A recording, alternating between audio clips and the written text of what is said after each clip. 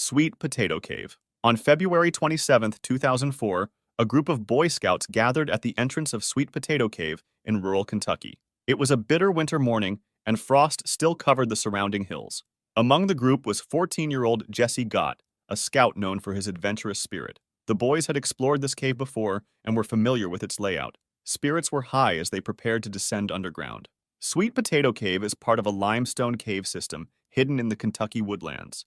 Its narrow passages, carved by underground water over thousands of years, wind deep into the earth. The entrance is small and surrounded by trees, with paths that vary from tight crawls to moderately sized chambers. Though the group had been inside the cave previously, some passages required careful navigation, even for experienced cavers.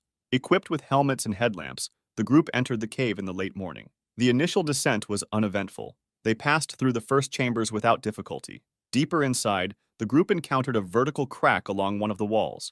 The opening was tight, barely wide enough for a person to fit. Scout leader Andrew Duncan advised caution and told the group not to enter the gap. It was too narrow and not part of the planned route. Jesse, however, ignored the warning and attempted to squeeze into the crevice alone. At first, he made progress, but after several feet, he became stuck. His chest was compressed tightly between the limestone walls. He could not move forward or backward. Attempts to reposition his arms or legs failed.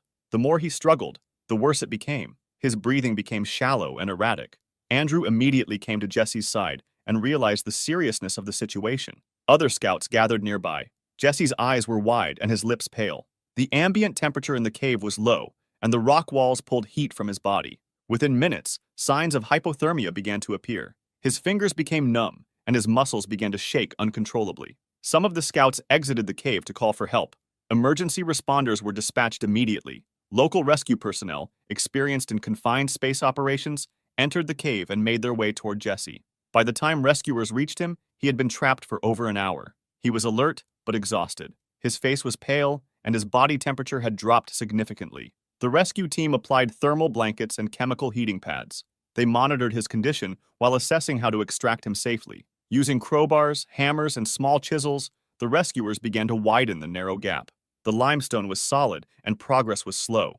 They worked in shifts, careful not to dislodge rocks above Jesse's head. Throughout the operation, Jesse remained conscious, occasionally responding to questions, but his strength was fading. Over the next 2 hours, rescuers removed enough rock to create space for extraction. A coordinated pull allowed them to gently slide Jesse out of the crevice. He was immediately lifted onto a stretcher and carried out of the cave. Outside, an ambulance was waiting. He was transported to a nearby hospital, where doctors confirmed mild hypothermia but no permanent injuries. His core temperature was stabilized, and he was discharged later that evening. Wildcat Cave Tragedy. On October 5, 1965, children from a Methodist foster home boarded a bus for a routine trip to a nearby village. Along the way, the bus suffered a flat tire, and the journey took an unexpected turn. With no immediate fix available, the group stopped near Wildcat Cave to pass the time. Among the children was Morris Patel, who, along with his friends, eagerly entered the cave. The group began exploring freely. Wildcat Cave was known for its twisting, narrow passages and sudden drops, easy to get lost in. As they moved deeper inside, Morris got separated from the group. He called out, but no one answered. He tried to retrace his steps, but had already taken a wrong turn. The deeper he went, the tighter the cave became. He followed a slippery downward slope and came to a narrow gap between two massive boulders. Hoping it led back to the entrance, he attempted to squeeze through headfirst. Halfway through, one of the boulders shifted. The rock pinned his torso against the wall, leaving only his legs exposed. He was stuck. His arms were trapped at his sides, and breathing became difficult. He tried to pull himself out, but the harder he struggled, the more he wedged himself in. Meanwhile, his friends had already exited the cave. Believing Morris had gone ahead, no one noticed he was missing for over an hour. When his absence was finally discovered, group leader William Paul returned to the cave with 2 boys to search for him. They eventually found Morris wedged in the crevice, his face pressed against the rock. Paul tried to keep him calm. He looped his belt around Morris's leg and pulled, hoping the slick stone might let him slide free. But the belt snapped, and Morris's face slammed into the wall, causing a deep cut. Realizing the situation was beyond his ability, Paul called for professional help. Fire Chief Paul Cadera and his team arrived shortly after. They attempted to use metal hooks to extract Morris, but failed. The space was too tight. Oxygen was piped into the gap, and lights were set up to illuminate the scene. Drilling was considered, but ruled out due to the risk of collapse. Dynamite was never an option. As hours passed, news of the trapped boy spread nationally. Rescuers appealed for small, flexible volunteers.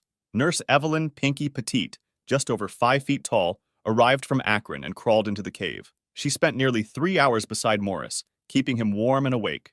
Later, experienced cave explorer Terry Brown helped set up a pulley system. Ropes were tied to secure points inside the cave, and multiple people coordinated each pull. But Morris only moved a few inches.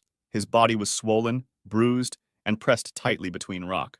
By the next morning, Morris had been trapped for over 24 hours. He had received no food or water. Cold temperatures worsened his condition. Desperate for a solution, rescuers brought in 17-year-old Eagle Scout Michael Yid. He was small, calm, and had caving experience. The final plan was risky. Morris's body was coated in a slippery glycerin solution. Soft ropes were tied around his ankles, torso, and underarms. Yid crawled in, reached his legs, and secured the loops. On command, the team pulled. Morris moved. Then he slipped back. They reset and tried again. With every coordinated effort, they gained a few more inches. Finally, after multiple failed attempts, the rock released its grip. Morris was pulled free. Rescuers wrapped him in blankets and carried him out of the cave. He was rushed to the hospital and treated for exhaustion, dehydration, deep bruising, and a facial laceration. He had survived over 24 hours wedged inside a limestone crack. Shortly after, officials sealed Wildcat Cave to prevent further incidents. John Young Cave. On February 12, 2022, experienced cavers John Young and Marvin Miller set out to explore a newly discovered cave in Texas. The system had only recently been uncovered, and its deep pits and narrow fissures posed a real challenge for even seasoned explorers. For the two friends, it was the perfect opportunity to combine adventure with discovery. After a 10-foot or 3-meter down climb near the entrance, they reached a belly crawl that forced them to squeeze through several tight fissures. Eventually, the narrow path opened into a larger room. At the far end, Young noticed a small 4-foot-deep slot leading into a tighter space. Always drawn to the more difficult route, he decided to investigate further. He slipped through the fissure and reached a small chamber overlooking a deeper pit. At first, the tight passage had seemed manageable. But when he attempted to return, Young realized he had a problem. No matter how he twisted or pushed, he couldn't climb back through the same narrow slot. The space was simply too tight, and the rock offered no footholds or leverage to pull himself back up. He was stuck. From below, the fissure squeezed into his abdomen, hips, and upper legs with relentless pressure. Every attempt to shift his position only seemed to make things worse. His stomach was pressed hard against the rock, and his legs were pinned beneath him. Breathing became more difficult as the constriction around his waist tightened. Miller quickly understood the urgency of the situation. He exited the cave and returned with tools: a hammer, chisel, and rope. He began widening the shaft manually, chipping away at the surrounding stone to free his friend. But despite his efforts, the progress was minimal. The gap was simply too narrow for any meaningful escape. Realizing he needed help, Miller left the cave again and called for professional rescue.